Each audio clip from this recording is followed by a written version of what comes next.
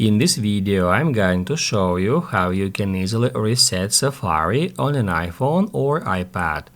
Be sure to watch the video to the very end so you don't make any mistakes. Let's get started, guys. I'm gonna show you all the process from the beginning, and first off we need to head over to Settings. On Settings, just scroll down until you find the Safari settings. And once you get into it, keep scrolling down until you find that option. It is called Clear History and Website Data, and we can tap on it to reset Safari on our device. First off, we need to choose for which period of time we would like to clear history and website data. We can select last hour, today and yesterday, and all history. History means cookies, cache, and other browsing data.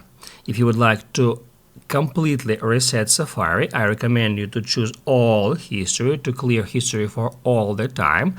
And also, I recommend you to turn on the option which is called Close All Tabs to close any tabs in any tab groups. To continue, just tap at that button and that will actually reset your Safari browser.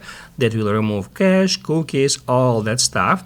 However, keep in mind that clearing history and website data does not remove your favorites.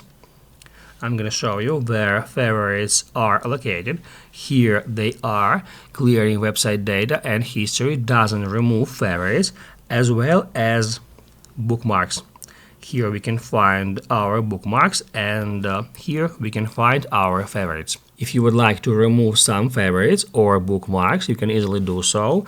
To remove some website from your favorites, just long press on it and then hit delete. To delete a bookmark, you can easily do so. Just get into your bookmarks, then swipe to the left and hit at delete. To continue deleting your bookmarks, just keep doing the same steps. If this video was helpful for you, don't forget to hit the like button.